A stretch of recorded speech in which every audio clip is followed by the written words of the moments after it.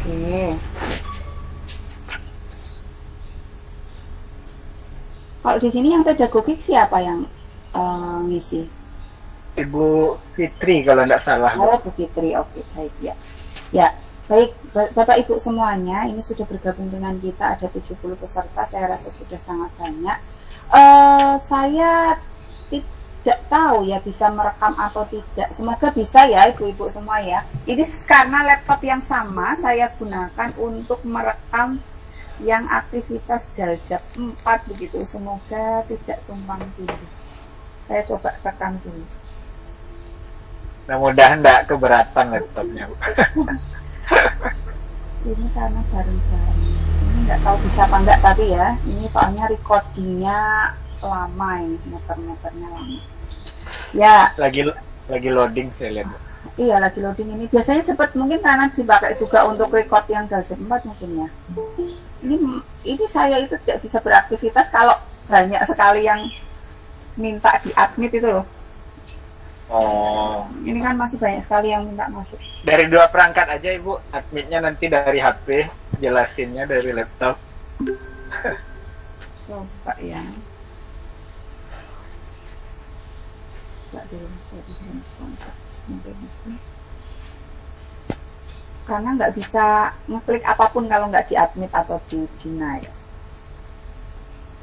Baik, semoga sudah tidak ada lagi yang masuk-masuk lagi ya. Nah, ibu-ibu, bapak-ibu semuanya, di sini di kisi-kisi untuk profesional IPS itu saya lihat ada 9 indikator. Ini saya jabarkan jadi 10 agar lebih rinci. Ini khusus yang profesional ya, kita benar-benar bicara untuk yang keilmuannya, keilmuan IPS-nya. Nanti untuk yang pedagogiknya, misalnya ditayangkan kompetensi dasar IPS seperti ini dan segala macamnya, itu nanti akan banyak di pendalaman yang pedagogik dengan Bu Fitri. Gitu. Nanti insya Allah di sesi ketiga saya juga akan coba ya membahas untuk soal-soal yang ada di modul begitu, siapa tahu ada yang keluar, atau tadi request dari Pak Jerry mungkin lebih banyak ke aplikasi pembelajaran Iya, Bu. IPS di kelas begitu ya. Iya. Ya, sebenarnya saya sudah banyak yang aplikasi pembelajaran di kelas, justru yang belum banyak adalah yang pedagog, yang profesional IPS-nya. Ini saya yang hari ini benar-benar hanya akan membahas yang profesional IPS untuk keilmuan yang modul IPS modul 4. Nah, saya bagi dua untuk yang pertemuan sesi 3 dan sesi 4. Di pertemuan sesi 3 ini akan membahas tentang tenaga endogen, tenaga eksogen, persebaran penduduk di Indonesia, kualitas penduduk di Indonesia, dan mengelompokkan peristiwa berdasarkan metode sejarah. Ya, saya hanya akan bahas 3 dulu agar tidak terlalu penuh gitu ya. Nanti takutnya overload begitu, karena materinya banyak sekali. Kemudian untuk yang sesi keempat besok saya akan bahas untuk yang advance materialnya, nilai norma pada masyarakat, masih di sosiologi juga. Kemudian ada perilaku konsumsi, perilaku produksi, terus ada fenomena perkembangan iptek di masyarakat, dan juga dampak positif dari iptek di era global. Jadi untuk yang pertemuan Senin besok saya akan bahas advance material untuk 5 kisi-kisi ini, 5 indikator ini. Untuk yang tanggal 15, insya Allah nanti akan lebih banyak ke implementasinya. Begitu ya? Gimana Pak Jadi? Ya, jadi biar 50-50, kita nggak tahu soalnya besok yang akan keluar seperti apa gitu ya. Kita kan sama aja. Iya. Nah, ibu-ibu semuanya, ini mungkin saya bisa stop share screen. Ada yang tadi mungkin terlambat mengikuti, ada yang ingin bertanya dulu sebelum kita mulai untuk pembahasan di sesi 3 ini. Boleh raise hand. Oke, ini sudah berhasil terekam. Baik. Kalau begitu saya coba untuk stop share screen yang PPT dan saya akan masuk ke, monggo silahkan, ini mungkin masih banyak sekali, udah setengah 10, masih banyak sekali yang baru mau hadir. Ya karena sambil ngajar ini Bu. Iya Mungkin ya. telat jadinya. Oke. Oke. Baik. Di sini banyak sekali ini pesertanya, ada 80 jiwa. Ya. Saya tunjuk salah satu, nanti setiap orang akan membahas 2 nomor saja, begitu nih. Iya. Bu Siwi Uji Nurani ada? Bu Siwi? Kalau tidak ada, Bu Irza saja. Saya lihat di sini ada Bu Irza di kameranya ya. Baik, silakan Bu Irza, dimulai. Dari gambar di atas diketahui bahwa permukaan bumi terdiri dari lempengan yang selalu bergerak, baik secara konvergen, divergen, dan transform. Faktor yang menyebabkan gerakan lempeng tersebut adalah, menurut saya isinya adalah dasarkan batuan bumi, Bu. Karena lempengan itu kan terdiri dari batuan bumi. Oke, baik. Jawaban dari Bu Irza adalah desakan batuan bumi. Nanti kita akan cek satu-satu ya. Jawaban Bu Irza 1A. Oke, sekarang nomor 2. Ini karena berhubungan nih, nomor 2 nih. Berhubungan dengan, kita benar-benar bahas 2 pertemuan ini, kita akan benar-benar bahas untuk advance material IPS ya, Ibu semuanya ya, Bapak Ibu semua ya. Siapa tahu keluar. Oke, Bu Irza, dilanjutkan dulu nomor 2, baru saya akan jelaskan. Baik, Bu. Berikut ini adalah dampak positif dari tenaga eksogen adalah, eksogen itu tenaga dari luar Betul. berarti ya kita cari yang dari luarnya, Bu, gitu kan. Yes. Apa? Faktor eksternal gitu. Menurut saya isinya adalah B, Bu. Iya atau E? Bu. E. Apa? D E, apa? Bu. E. Yang E. Yang E. Oke, baik. E, Bu. Ya, Terus, Bu. ya, oke. Terus yang nomor 1, jawaban Bu Irza benar nggak? Jawabannya A. Kalau saya B Bu. B ya. Kalau saya B, Bu. Ya. Oke, yang lain gimana? Saya B, Bu. Oke, mayoritas B ya. Baik ya. Nomor 1, jawaban yang tepat adalah B. Nanti saya akan jelaskan ya. Di sini ada gambaran untuk lempengan bumi ya. Kita itu kan berada di atasnya lempengan ya. Litosfer itu kan terdiri dari lempeng benua dan lempeng samudra. Nah, lempengan ini sebetulnya setiap saat itu bergerak. Hanya pergerakannya sangat lambat. Kecuali saat mereka bertumbukan, ketemu tabrakan. Nah, itu yang menyebabkan terjadinya gempa bumi. Sebetulnya lempengan itu bergerak ada 3 jenis, ada konvergen, divergen, transform. Nah, faktor apa sih yang menyebabkan gerakan lempeng tersebut? Yang tepat adalah B, gerak konveksi di lapisan astenosfer akibat panas bumi. Apa sih itu astenosfer? Kenapa kok bisa panas bumi? Nanti saya akan jelaskan lewat PPT. Selanjutnya, dampak positif dari adanya tenaga eksogen ya. Tenaga eksogen itu adalah tenaga yang berasal dari luar bumi. Angin, udara, atmosfer, sinar matahari, itu eksogen. Kalau endogen, semua yang berasal dari dalam bumi. Panas, magma, uap dari panas ya, uap dari magma misalnya, gas alam, kemudian batuan. Nah, itu termasuk di endogen. Nah, sekarang saya akan berhenti berbagi di sini, stop share, dan saya akan share untuk PPT saya. Ini kita kuliah IPS ya, Bapak Ibu semua ya. Ini ada yang resen, kenapa ya? Kenapa Pak Bambang? Kepencet kali nak, Bu. Pak Bambang, ada yang ingin ditanyakan? Kepencet itu mungkin, Bu. Ya, oke baik. Di sini saya coba jelaskan, kita berbicara tentang gejala alam. Di indikator kisi-kisi UP 2001, yang pertama dan kedua itu membahas tentang gejala alam, diminta untuk menyajikan data kasus, kemudian dihubungkan dengan tenaga endogen dan tenaga eksogen. Nah, sekarang kita bicara dulu tentang gejala alam. Apa sih itu gejala alam?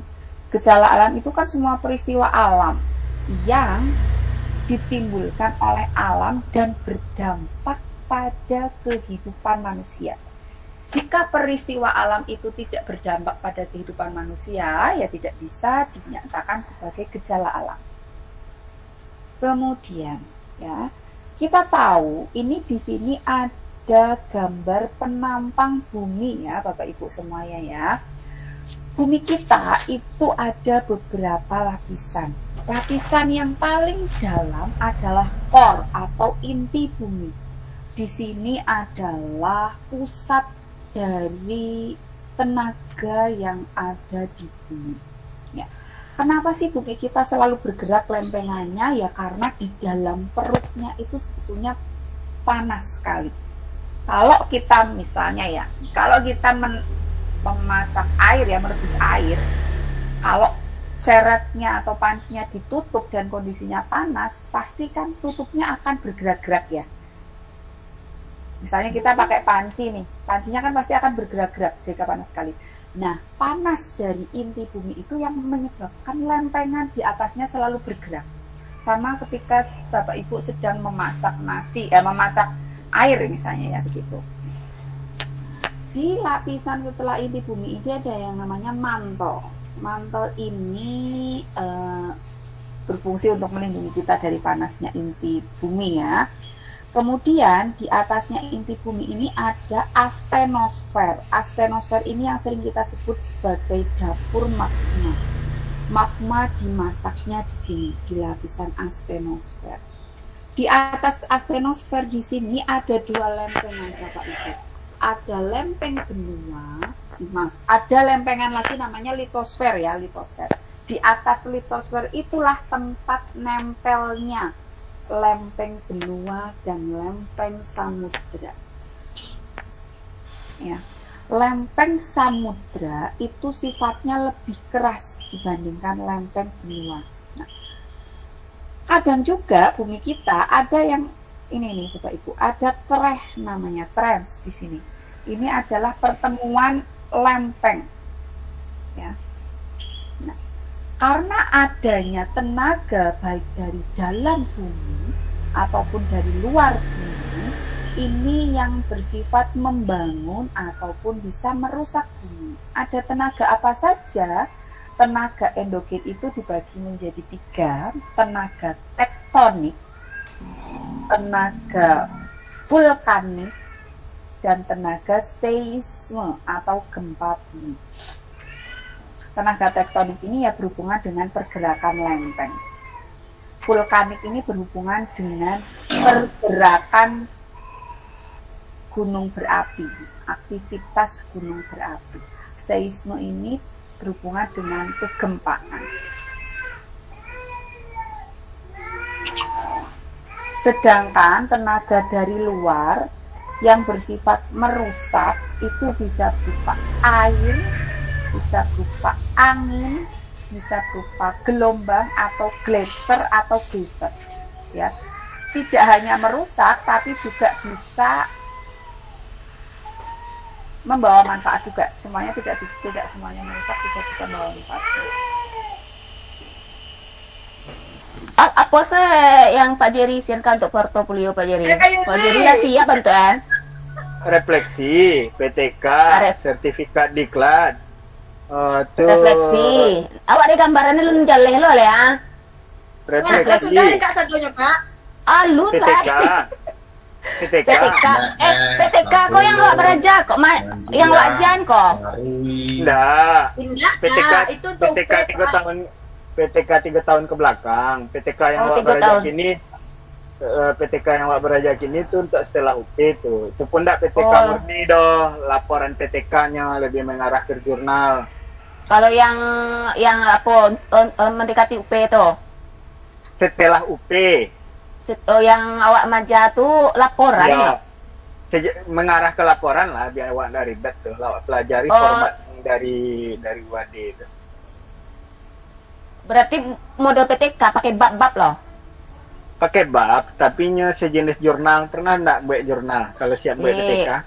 Alunado lewat jurnal-jurnal. Kuliah buat PTK kan ada buat jurnal di kampus dah. Kami di UT, Pak Jerry. PKP jadinya, Kak. Aduh, Ini aktivitas masuk angin. akreditasi alo tuh Bi. Oh, Enggak, alun. Awak sekolah imbasnya. Enggak, akreditasi UT kan aduh. Oh, si Tapi Indonesia malah orang luar Tapi negeri. enggak ada mahasiswanya suruh ambil jurnal loh. Parah, kami di PGMI Muhammadiyah biar ambil jurnal. Profesional aja jurnal. Bukan, justru profesional tuh mako dia harus Pak ambil Jerry. jurnal. Oi, Pak Jerry, refleksi Bang Budis ya. Menghina Pak Jerry. Di sini banyak bapak ibu yang dari lulusan UT. refleksi itu aku mengenai awal refleksi pembelajaran, bisa refleksi pembelajaran, bisa refleksi dari penelitian, bisa refleksi dari apa? Cek lah itu apa? Lupa. Pembelajaran sudah tuh. Tadi? Refleksi penelitian. Penelitian. Duh. Tidak ada bah pelajari yang di Halo, tempat itu, Bapak Ibu gitu. semuanya. Ya Bu, siap Ya, Bu. maaf ya, ada sedikit kendala teknis tadi. Baik, saya lanjutkan di sini nih, Bapak Ibu semua ya. Di sini ada yang namanya tadi kita sampai mana ya? Oh ya, di tenaga eksogen itu adalah tenaga yang berasal dari luar bumi. Sifatnya bisa membangun, bisa juga merusak permukaan bumi. Nah, tenaga ini ada dari air, dari angin, gelombang, dan geyser. Gitu. Nah, apa saja bentuknya? Bisa berupa erosi, bisa berupa pelapukan, sedimentasi, atau pergerakan massa batuan. Kita bahas secara garis besarnya dulu. Kemudian di sini ya, seperti yang kita tahu tadi, untuk tenaga endogen ada tektonisme ya, berhubungan dengan gerakan lempeng, ada vulkanis yang berhubungan dengan proses di gunung berapi, kemudian ada seisme atau kegempaan. Ya. Karena pergerakan lempeng ini di dalam lempengan bumi itu selalu ada lapisan astenosfer yang bergerak, yang karena sifatnya panas itu menyebabkan lempengan-lempengan di atasnya di litosfer, baik itu lempeng benua ataupun lempeng samudra, juga selalu bergerak, gitu ya. Jadi jelas jawaban dari pertanyaan nomor 1 tadi adalah B. Gerakan konveksi di lapisan astenosfer yang terjadi karena panas bumi ya. Astenosfer tadi seperti yang kita tahu bahwa itu adalah dapur magma. Oke, Apa tadi Bu? Catur magma Bu? dapur magma. Dapur. Boleh bertanya Bu? Iya, silahkan Pak Jerry. Apa beda pergerakan secara konvergen, divergen, dan transform itu Bu? Oh ya, boleh. Saya ada di PowerPoint juga. Ini sambil saya tayangkan.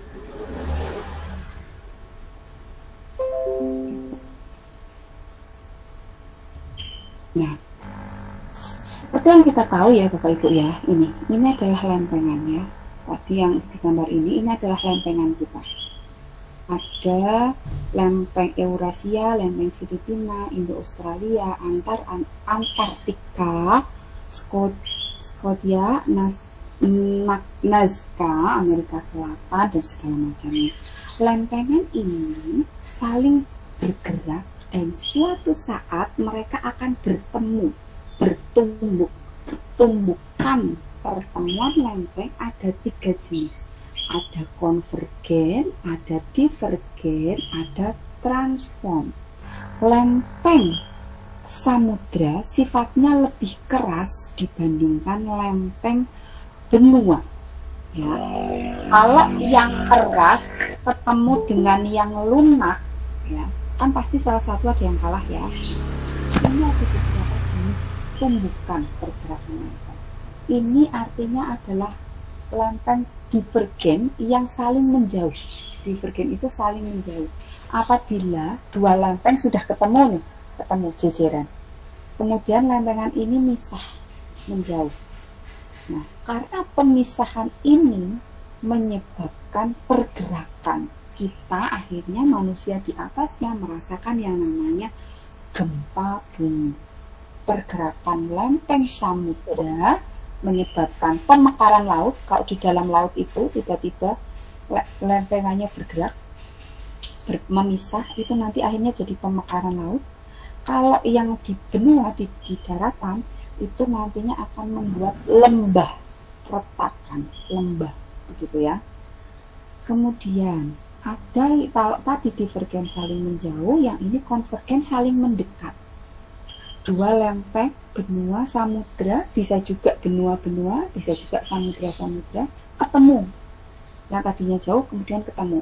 Terjadi subduksi atau zona tunjaman atau zona penunjam. Oke. Jadi dikatakan penyebab tsunami itu karena divergen dulu. Ya tergantung, setiap daerah beda-beda. Setiap kasus, bukan setiap daerah, setiap kasus tsunami itu berbeda. Tergantung dari penyebab terjadinya tsunami. Kita tidak bisa memprediksi ya, karena yang namanya pergerakan lempeng, yang namanya bencana alam kan itu qadarullah ya, kita tidak bisa tahu ya. Oke. Sebentar Mbak Ibu. Ya Bu, silakan Bu. Ah, Bu Yuli, sambung ya. Iya, iya Pak Jerry. Ah, Refleksi itu kan refleksi pembelajaran. Tapi contohnya tuh, ini misalnya awak tiap belajar. membuat media. Bukan, itu membuat media itu di karya inovasi itu. Oh, karya inovasi itu. Ya. Yang PPT itu. Ya. PPT itu karya inovasi. Silakan Bu. Oke, iya. Pak Eko ada apa resen Pak Eko? Pencet Bu. Ya, sekarang kita masuk ke tadi pokoknya untuk bagaimana terjadinya tsunami, gempa bumi itu bisa konvergen, bisa divergen, bisa transform Pak Seri. Kita akan tahu. Maaf, ini kepencet anak saya jadi mute. Oke. Pergeseran lempeng, kita sebagai manusia kan tidak bisa memprediksi ya. Memprediksi apakah akan terjadi konvergen, divergen atau transform. Kita akan tahu setelah kejadian, baru kita bisa selidiki penyebabnya. Nah, kalau konvergen ini saling mendekat, seandainya ya zona tunjaman ini terjadi di samudra, bisa menyebabkan namanya parit samudra, bisa juga mewujudkan namanya gunung api, gitu ya. Karena kan yang ketemu kan besar-besar ya, Bapak Ibu semua ya. Nah, ini contoh untuk konvergen lempeng benua dan samudra. Ini kalau benua sama samudra ketemu nih jadinya kayak gini. Kemudian ini kalau samudra dan samudra ketemu, ini bisa menyebabkan namanya gunung api di perairan, di laut, di dasar laut. Terus ini bisa juga kalau lempeng benua ketemu dengan benua, akhirnya jadi bukit, perbukitan, gunungan. Nah, ini yang memberai atau saling bergeser ya Pak Ibu ya, ke kanan dan ke kiri begitu. Ini namanya transform ya, namanya transform. Penuh tapi saling bergesekan tok yang satu ke kanan ke kiri ya, itu namanya transform gitu ya Pak Jerry ya. Oke Bu, Nanti siap. bisa dipelajari lebih lanjut. Oke, kita kembali ke soal. Selanjutnya tadi untuk dampak positif dari tenaga eksogen. Eksogen tadi kan berasal dari luar ya. Tadi ada angin, air, gletser, ada udara juga, begitu ya, sinar matahari juga bisa. Ini maka menyebabkan yang namanya Bu, dampak sedimentasi. positifnya, betul. Proses sedimentasi itu menghasilkan daratan yang subur. Oke. Selanjutnya Bu Irza mungkin bisa tunjuk temannya Bu Irza.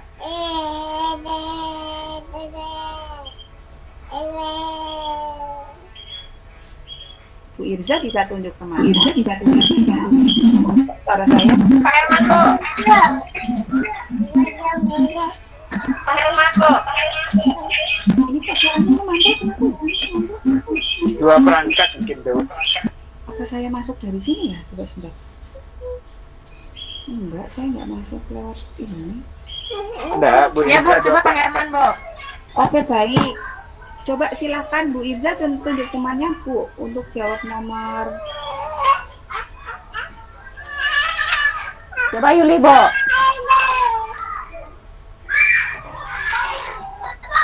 Siapa Dampak negatif dari tenaga eksogen adalah kecuali bisa di mute dulu ya. Ya Bu Yuli, silakan nomor 3 dan 4. Halo, cek. dampak negatif dari tenaga eksogen adalah kecuali. Menurut ini yang Bu. Dampak negatif Kecuali. Bu. kecuali loh Iya. abrasi menyebabkan eksogen tadi dari mana Ibu? Eksogen luar. Ya betul, abrasi kan memang ya dari tenaga eksogen ya. Tapi itu dampak positif atau negatif nomor yang Negatifnya. Yang E. kecualinya yang berarti Ya, yang positif betul. kebalikannya. Sebentar. Dampak negatif dari tenaga eksogen. Di sini Berarti yang tidak baiknya gitu. iya betul. Kebalikannya Tapi berarti kecuali. positif.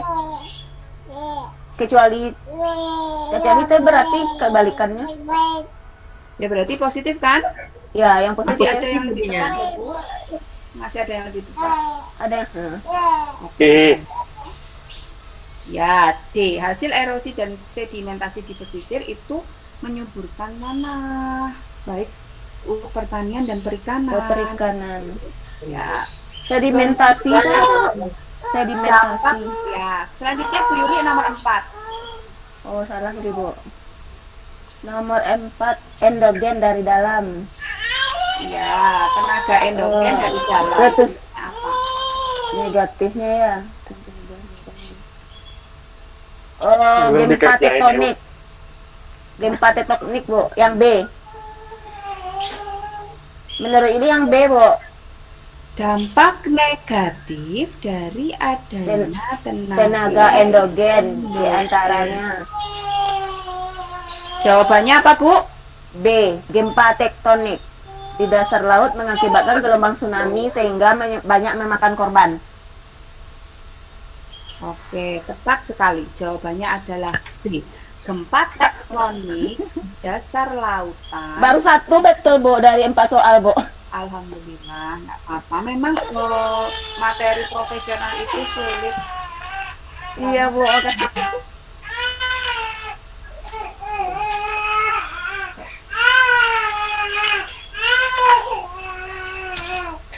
Berapa usianya tuh, Bu? Si kecil?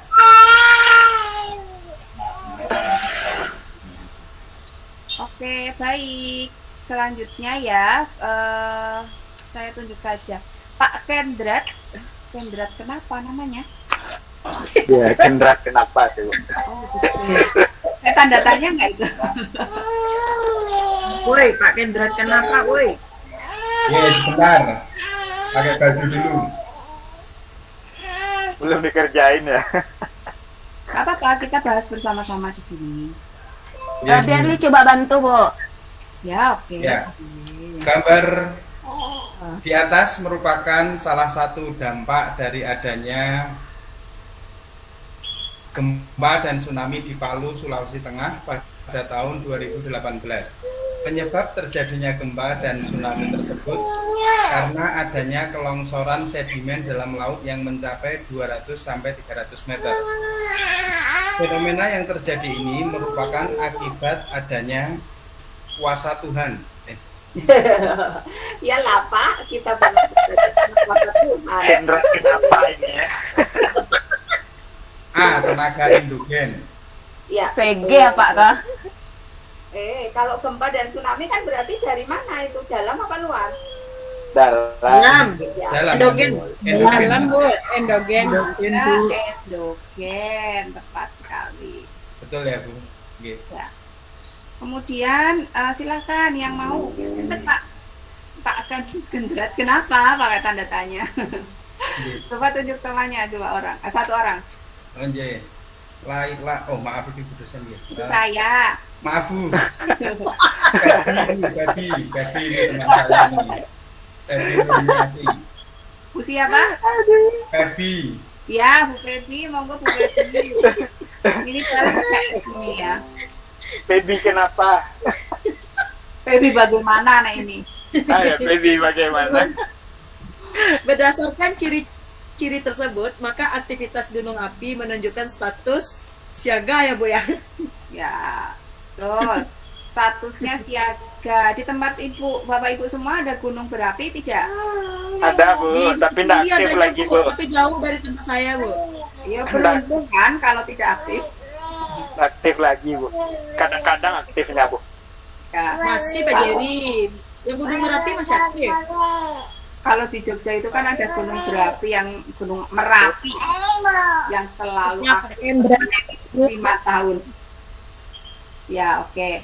Nah biasanya ya kalau masyarakat Jogja mungkin akan familiar dengan peringatan dini erupsi Merapi.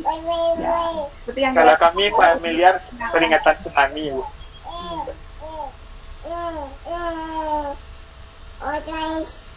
Seperti yang kita tahu untuk peringatan dini erupsi gunung berapi itu ada beberapa level. Level pertama itu adalah level normal. Maaf ya ini Bapak Ibu semua ya. Tidak apa-apa Bu. Enggak apa-apa Bu, ditidurkan dulu enggak apa-apa Bu.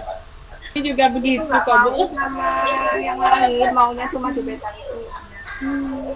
Iya Bu, memang begitu Bu. Oke. Untuk level pertama itu normal, itu tidak ada aktivitas magma. Kemudian untuk level kedua itu level waspada, itu ada aktivitas apapun bentuknya, ancaman bahaya di sekitar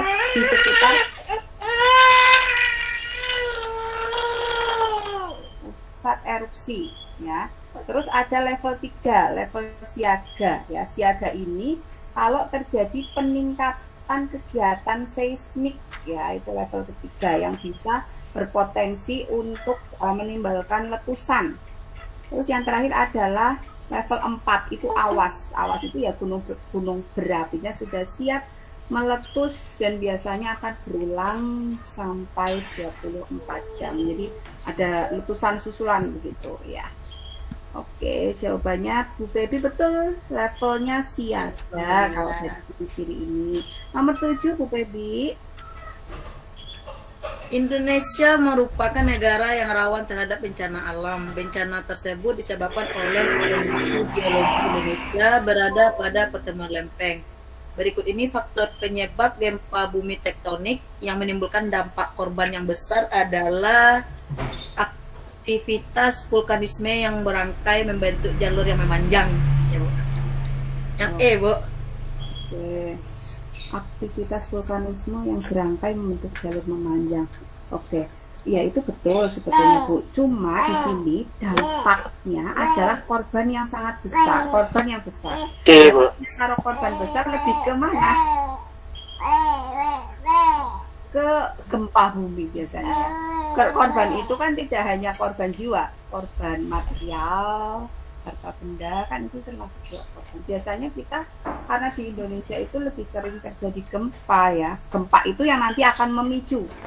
Yang C nak, Bu? Yang C nak, Bu? Betul, jawabannya. Wilayah sangat luas. C. Jawabannya adalah C. Ini saya beri blok kuning dulu. C. Tumbukan antar lempeng yang wilayahnya sangat luas. Ya. Jadi Benar, Bu. tidak besar. Betul, C. C ya, Bu ya. Ya. Terus selanjutnya ini kita sudah selesai untuk yang geografi, kita akan masuk ke materi geografi lagi, tapi kita masuk ke kependudukan. Kalau yang tadi kan masuknya ke gejala alam. Sekarang Bu Pebi, tunjuk siapa Bu Pebi? Wulandari, Bu. Wulandari. Bulan. Monggo Bulan. Bul. Bocor geng, Bu. Ya, itu semuanya satu geng itu. Udah bikin gelang persahabatan belum? Belum, Bu. Tapi kena bully sering, Bu. Sebentar lagi mau berakhir loh Bapak Ibu. Mau setelah itu Bapak Ibu udah gak ketemu. Ketemu juga, Bu, di WA Group. Di WA Group, ya. Yuk Bulan. Menghilang dia, Bi. Menghilang. Kenapa Bulan menghilang? Rian Puspita saja, Bu. Ya, Bu Rian, monggo. Itu oke juga tuh. Oke, Bu, siap. Nomor 8. Berikut ini data distribusi penduduk Indonesia tahun 2020 berdasarkan wilayah. Dari data yang disajikan di atas, dampak yang ditimbulkan kecuali Iya. Bu, Pulau Sumatera menempati posisi kedua terpadat di Indonesia. Oke. Kalau kecuali yang B, nah, Bu. Ya. Yang mana nih? B apa yang ini? Teman-teman nih. Kalau kecuali B, Bu. Saya B. Ya, Pak Ibu. Ibu. Oke. Bu Rian ya. Di sini itu kan datanya adalah data persentase penduduk Indonesia berdasarkan wilayahnya ya. Kalau dari pernyataan yang A, C, D dan E itu kan sebetulnya kita bisa lihat dari tabel. Ya. Kalau yang B, pembangunan di Maluku dan Papua tidak bisa optimal karena faktor topografi wilayah, kan kita tidak tahu. Dari data yang ditampilkan di sini kan kita tidak bisa melihat bagaimana topografi di Papua dan Maluku. Begitu ya Bu Rian ya. Iya, Bu. Oke, Jadi Bu. jawabannya adalah yang B. yang tidak tepat sebagai dampak karena kita tidak tahu topografi wilayahnya itu apa. Kita di sini hanya tahu tentang Jumlah penduduk ya, Bu ya. Persentase penduduknya, kata kuncinya. Selanjutnya nomor 9 Bu Rian. Enek umurnya. Enek oleh. Nama jalan lena. Halo, ini siapa ya?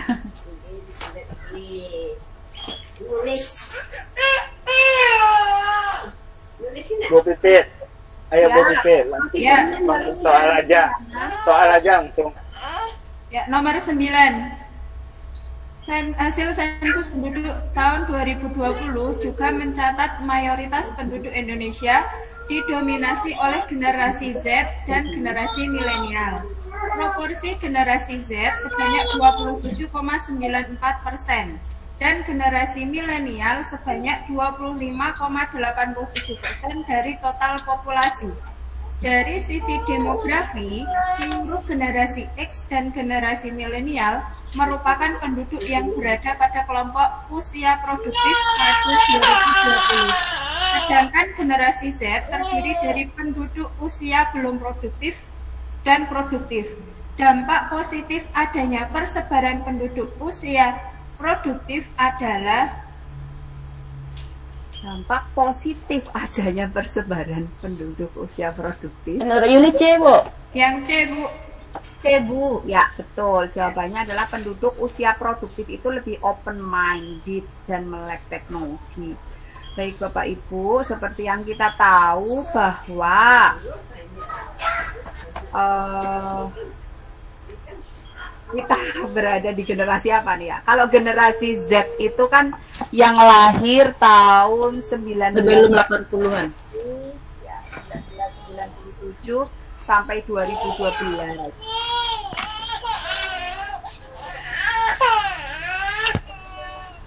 Kita baby boomers nak Bu. Nah, Bapak lahirnya Kalau tahun berapa? kami generasi Alpha, Pak Jer, kamu generasi Z. Ada Aku mana generasi ini? Iya. Baby boomers. Sama kita Bu PB. Ya, ada generasi post generasi Z, itu generasi anak-anak kita yang lahirnya dari tahun 2013 sampai sekarang ya. Nah, ada generasi milenial. Kalau saya maksudnya milenial itu lahir tahun 1981 sampai 1996. Ya, jadi masih ngalami Tahun berapa Bu lahir? zamannya Satu. 1981 sampai 1996 itu kan generasi milenial. Masih ngalami masa pemerintahannya Presiden Soeharto ya. Ini yang lahir-lahir di sini. Nanti yang lahir setelah itu, setelah generasi kita ada generasi Z tahun 97 sampai 2012. Ada post generasi Z itu dari tahun 2013 sampai sekarang. Ini mungkin anak-anak kita ya. Selanjutnya, kalau misalnya penduduknya itu kok lebih banyak yang usia produktif, dampak positifnya apa? Jelas, orang-orang yang usia produktif itu cenderung lebih open mind, terbuka terhadap perubahan, peradaban, ataupun melek teknologi. Ya, meskipun pasti ada banyak dampak negatif lainnya juga, begitu ya, tidak bisa dielakkan bahwa kalau semakin banyak usia produktif ya berarti Pertumbuhan kemungkinan penduduk terjadi tinggi. ya terjadi ledakan penduduk juga tinggi ya, Bonus demografi lagi. bonus demografi. Kalau Kalau ada SDM. betul Pak Jerry. Ya, selanjutnya nomor 10. Nomor 10 siapa ya, Bu? Pak, monggo yang bapak-bapak. Dari tadi yang jawab bapak-bapaknya baru yang kenapa itu saya nggak jadi teringat namanya lucu. Pak Kendra kenapa? Oke, yang nomor 10 coba siapa yang mau? Atau ditunjuk saja Pak Jerry. Siapa? Ditunjuk Pak Jerry. Pak Jerry yang bagian nunjuk ya Pak Jerry ya. Marah nanti kawan-kawan. Kan yang dimarahi Pak Jerry bukan saya. Saya coba aja lah Bu, biar cepat Bu. 10-11 Bu. Ya. Sekalian Nomor saja 10, 15 aja Pak Jerry. Nomor 10, lowongan pekerjaan sulit diperoleh. Nomor 10, permasalahan akibat pertumbuhan penduduk tinggi di negara berkembang ditunjukkan oleh angka. Kalau saya jawab Bu, 345 Bu. 345. Oke, kita cek ya. Permasalahan akibat pertumbuhan penduduk yang tinggi kalau di negara-negara berkembang itu adalah jumlah angkatan kerja meningkat. Oke. Tingkat kesejahteraan timpang ya. Timpang. Terus lowongan pekerjaan sulit diperoleh karena semakin banyak angkatan kerja tapi lapangan pekerjaan Serapannya tidak kurang. mencukupi. Ya, betul. Jawabannya Serapannya adalah kurang. jawabannya adalah E. Tepat sekali jawaban Pak Jerry. Selanjutnya 11 Pak Nomor Jerry. 11, upaya pemerintah untuk meningkatkan kesejahteraan penduduk dilakukan dengan cara, kalau dari pilihan itu, kalau yang tersedia, menurut saya D Bu, menumbuhkan sikap kewirausahaan Bu, karena lapangan kerja akan susah, jadi menciptakan lapangan kerja lagi. Betul, jawabannya Solusinya. adalah D. Ya, oke, sebentar ya, ini saya cetak dulu yang jawaban tepat. Jawabannya adalah D, menumbuhkan sikap wira swasta. Karena memberikan modal, pemerintah tahu sendiri lah, pemerintah Indonesia untuk bisa memberikan modal itu juga terbatas. Selain itu, ya, seandainya diberikan modal, misalnya dari KUR ya, kredit usaha rakyat, ada juga yang menyalahgunakan dari kredit tersebut, begitu ya. Jadi yang paling penting adalah menumbuhkan sikap kewirausahanya terlebih dahulu. Kalau sikap kewirausahanya sudah ada, sudah muncul, dia bisa melakukan berbagai inovasi lah intinya ya, dengan segala keterbatasan termasuk keterbatasan modal gitu. Kalau dapat modal pun nanti dia akan melakukan banyak inovasi agar usahanya bagus gitu ya. Oke, terima kasih. Prakerja itu, Bu. Program tahun lalu prakerja itu. Iya. Selanjutnya 12. oh masih Pak Jerry nih, gantian yang lain ah. Pak Yogi ada nggak Pak Yogi? Udah kasih itu, Bu. Baik. Pak Yogi. Saya nggak apa-apa Bu, biar Iya Bu waktunya. Sri, oke siap. Kasihan adiknya, kasihan dedeknya Bu. Nomor 12 ya Bu. Nomor 12 ya. Iya 12 13. Sebagian besar penduduk desa bina lanjut usia, mereka beraktivitas di lahan pertanian. Jumlah pemuda dan usia produktif sedikit. Penduduk yang lain lebih memilih bekerja di kota, baik menetap maupun tidak. Penyelesaian masalah yang sesuai untuk kondisi seperti ilustrasi tersebut adalah, ini hanya menurut saya ya Bu, misalnya salah saya mohon maaf. Yang abu, membuka peluang usaha di desa. Iya, jawaban Ibu tepat sekali. Kalau menurut saya mereka ke kota kan untuk mencari usaha, mencari lapangan pekerjaan. Makanya di desa dibuka lapangan pekerjaan seperti itu, Iya, membuka betul. usaha. Iya, makanya di desa dibuka lapangan pekerjaan, jadi mereka tidak perlu ke kota. begitu Tidak ke ya. kota, iya. Ya, terima Ya. kasih. Selanjutnya Ibu nomor 13. Ya, daerah Sutajaya berpenduduk 8.000 jiwa yang terdiri atas usia 0 sampai 14 tahun sebanyak 4.500 jiwa, penduduk berusia 15 sampai 60 tahun sebanyak 2.500 jiwa, dan penduduk berusia lebih dari 60 tahun sebanyak 1.000 jiwa. Berdasarkan data tersebut, pemerintah daerah Sutajaya sebaiknya membangun banyak fasilitas. Itu yang paling banyak 0,14 tahun menurut saya pendidikan dan lapangan kerja Bu. Betul, betul. Jawabannya E. Kenapa seperti itu? Kalau kita lihat ya, di sini mayoritas itu anak-anak 0 sampai 14 tahun itu masih di usia wajib belajar Sekolah. ya, wajib sekolah. Kemudian juga anak penduduk usia produktif ya, ini masih bisa bekerja Iya. karena dari 15 sampai 65 tahun maka membutuhkan lapangan kerja. Nah, kalau yang di Iya. atas 65 kan ini sudah pensiunan ya. Gitu, dan jumlahnya hanya sedikit. Sudah tidak produktif ya. Sudah tidak produktif lagi. Baik, terima kasih Ibu Sri. Selanjutnya monggo siapa yang mau? Pak Norma mungkin mau itu. Oke, Pak Norma. Pak Norma itu Bapak ya? Saya kira Ibu. Nggak ada. Bu Putri, ada Bu Putri Hapsari? Bu Purnama? Bu Nurul?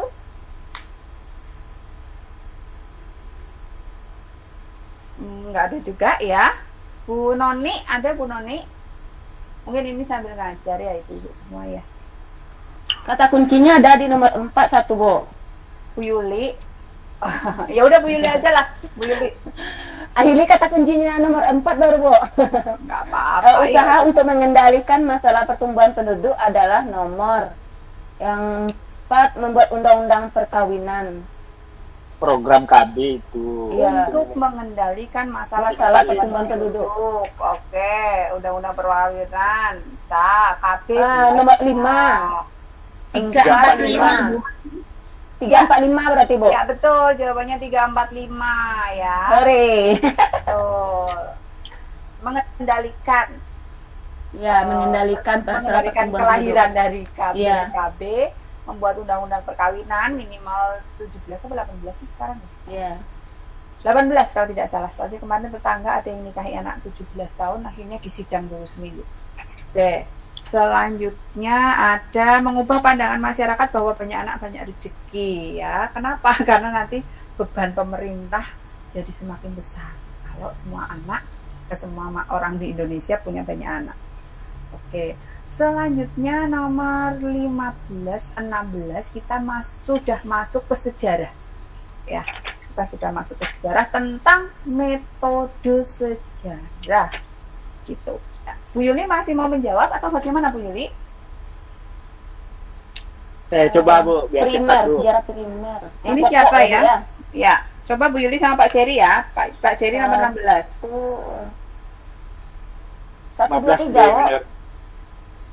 Primer, berarti kan Primer pertama. pokok. Pokok. Yang pokok. Nah, nomor Satu, berapa? dua, dan tiga. Satu, dua, ke dokumen Ya. naskah teks proklamasi, foto pembacaan teks proklamasi, itu wawancara dengan BM dia. Ya, betul ya. Data primer dia harus tahu dari naskah proklamasi karena teksnya itu merupakan artefak ya. Yang asli dan yang sudah diketik ulang. Betul. Kemudian foto, saat foto kan kita tahu ada siapa Ada saja hubungannya yang hadir. dengan teks Betul, proklamasi. betul. Kemudian kita wawancara dengan narasumber. Teks asli tadi BM Ya. dia yang menyelamatkannya. Oke, sip. Jawabannya betul 1, 2, 3.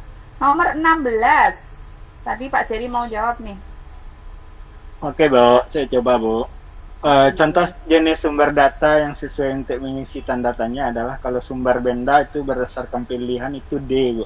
Ya, betul. Namanya juga sumber benda ya. Maka ya harus berubah benda. Di sini yang berubah benda adalah fosil, senjata, rumah dan segala macamnya. Bu, boleh tanya Bu, balik ke nomor Ya. 15 tuh Bu. Apa beda data primer, sekunder, dan tersier Bu? Oke. Data primer itu adalah data pokok yang tervalid terlebih dahulu yang digunakan untuk mengetahui sumber kebenaran data dari adanya suatu peristiwa sejarah. Kalau misalnya sumber primer sudah didapatkan, nanti bisa mendapatkan data pendukung, itu namanya data sekunder, data pendukung, begitu Pak Jerry. Contoh sekunder itu apa Bu? Ini ada ensiklopedia, tunjangan penelitian, misal ya, berhubungan dengan nih teks proklamasi. Nah, ada yang menulis artikel, misalnya di Koran Merdeka tanggal 17 Agustus ini. Nah, itu bisa masuk ke data sekunder, yaitu berupa berita dari kejadian setelah data primer. Data primernya kan sumber pokoknya ada yang saksi, ada foto, ada naskah. Kemudian data pendukungnya benar nggak? Oh, ternyata di hari itu disebarkan juga berita lewat surat kabar. Nah, itu disebut ke data sekunder. Kalau tersier Bu? Tersier ya berarti data lengkap saja, Pak. Setelah sumber lisan, setelah sumber benda, semuanya diperoleh begitu. Itu ya, Pak Jerry. Oke Bu, terima kasih. Sama-sama. Ini tinggal 4 ya, masih 2 mahasiswa lagi.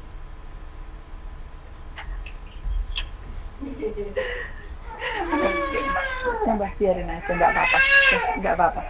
Terus selanjutnya, Bu, ya, ada tanya yang berhubungan dengan tadi Bu, isi slide pada PPT yang dijelaskan dosen kepada mahasiswa itu termasuk data tersier tuh Bu?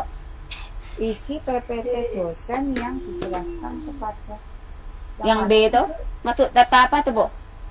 Tersier enggak? Sebentar Bu, sebentar.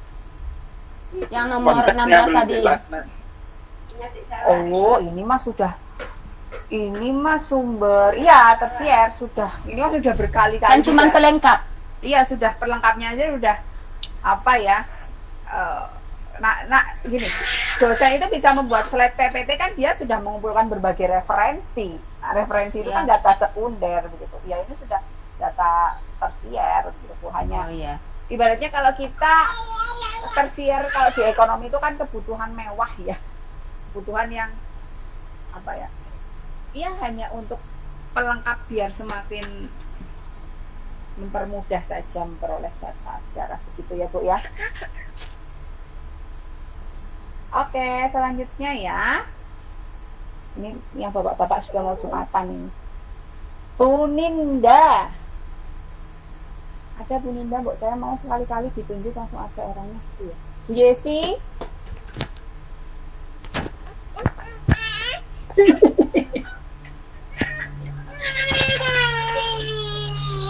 mau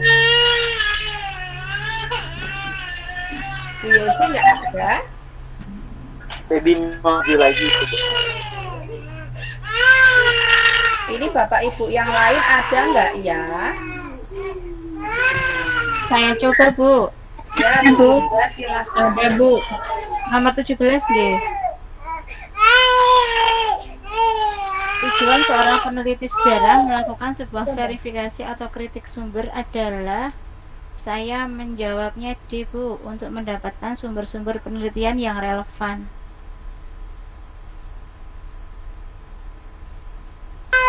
Nomor 17 apa, Bu? Saya menjawabnya D, Bu, untuk mendapatkan sumber-sumber penelitian yang relevan. Ya, betul. Seorang peneliti sejarah itu melakukan verifikasi agar mendapatkan sumber-sumber penelitian yang relevan. Betul, jawabannya di nomor 18, Ibu. Ya, Bu. Seorang sejarawan melakukan penafsiran atas data sejarah. Hal ini dilakukan pada tahap historiografi.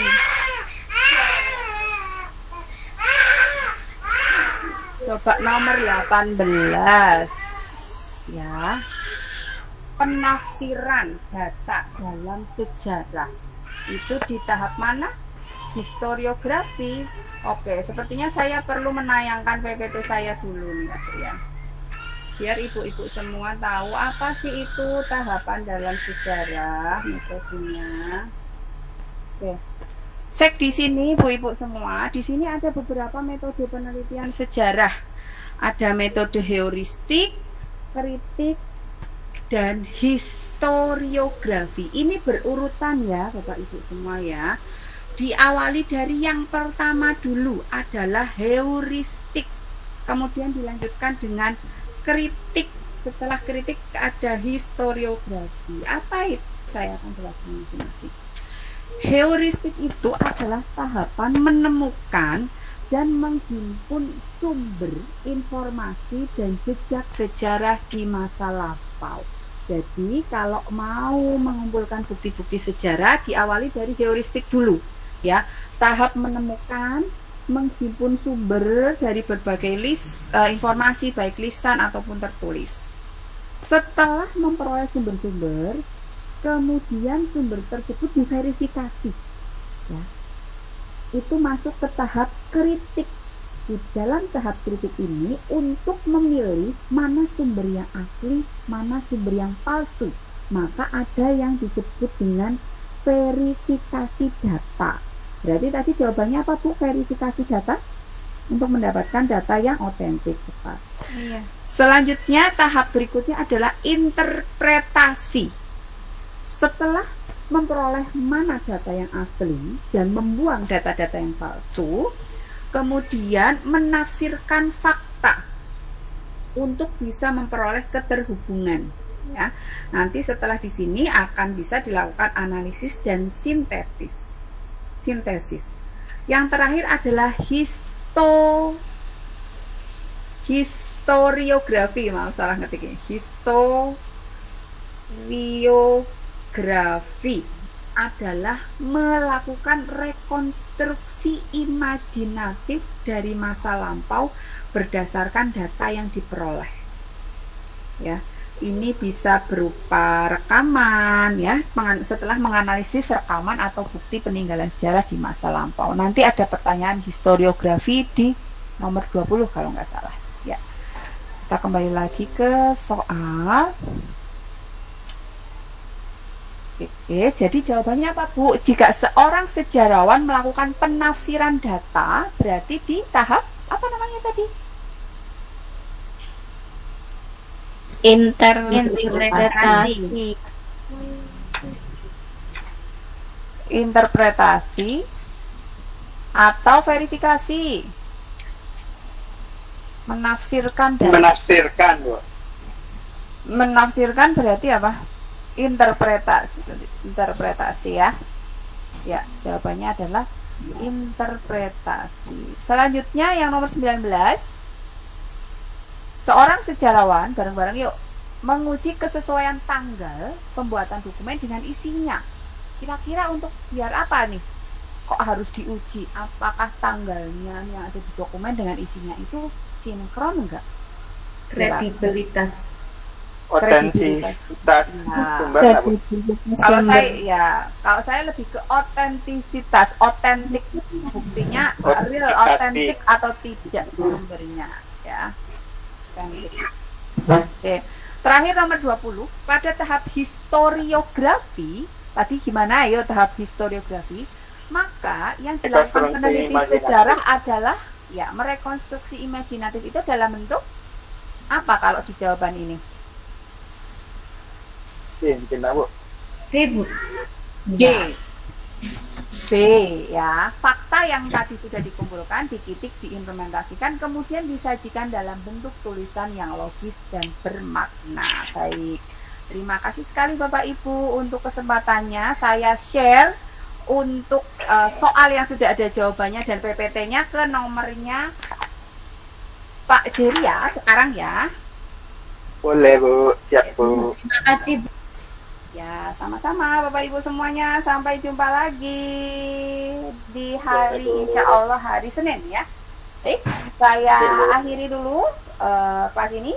Wabillahi taufiq wal hidayah. Wassalamualaikum warahmatullahi wabarakatuh. Waalaikumsalam warahmatullahi wabarakatuh.